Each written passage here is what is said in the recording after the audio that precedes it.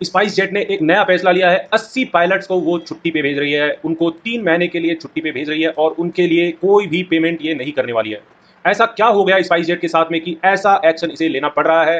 क्या इनकी financial crisis इतनी ज़्यादा बढ़ गई है कि इनकी हालत ही नहीं है कि ये अपने एम्प्लॉय को पैसा दे सकें? जानेंगे यही सारी डिटेल इस वीडियो के अंदर में।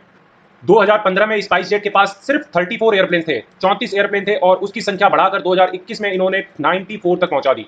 ऐसा क्या हो गया स्पाइस जेट के साथ में कि आज इसे अपने पायलट्स को छुट्टी पे भेजना पड़ रहा है?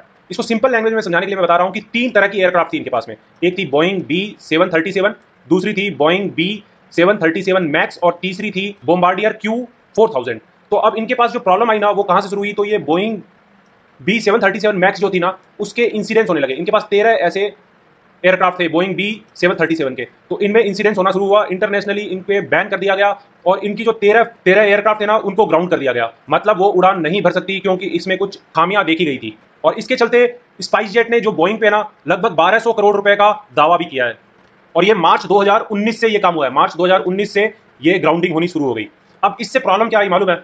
इन्होंने ये खर्चा तो कर दिया इसे खरीदने के लिए, लेकिन इसे इस्तेमाल नहीं कर पा रहे। तो फाइनेंशियली इस कारण से इन पे बहुत बड़ा इंपैक्ट पड़ना शुरू हो गया। अब इस पे सोने पे सुहागा क्या हो गया मालूम है? डीजीसीए जो इसकी रेगुलेटरी अथॉरिटी है, उसने इसको बैन कर दिया और कहा कि आप 50% अपनी ऑपरेशन करेंगे। मतलब अगर 3000 फ्लाइट्स आप उड़ाते थे डेली, तो आप अब 3000 की जगह सिर्फ 1500 फ्लाइट्स ही उड़ा सकते हैं। और क्या क्या इंपैक्ट हो गया? तो कोविड के कारण आपको पता ही है एयर फ्लाइट कितनी ज्यादा कैंसिल हुई थी।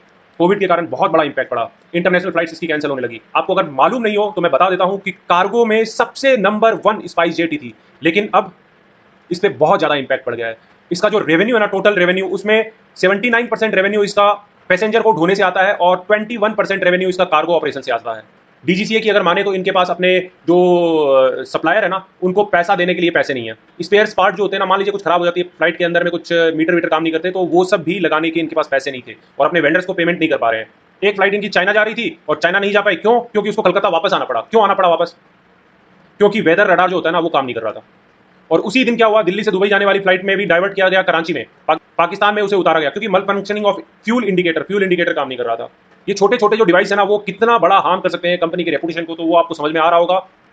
अब इसके साथ में आपको एक चीज और दिखा देता हूं, बहुत ही इंपॉर्टेंट चीज है, वो है इसकी सेल्स एंड मार्जिन की फिगर। आप देख सकते हैं जो सेल्स में डिग्रोथ आई ना, यहाँ पे बहुत अच्छे से ऑपरेट कर रही थी और सीधा एक कोविड के कारण पूरा डिक्रीज हो गया। ये तो सबके साथ में हुआ, लेकिन ये बाउंस बैक नहीं कर पाई।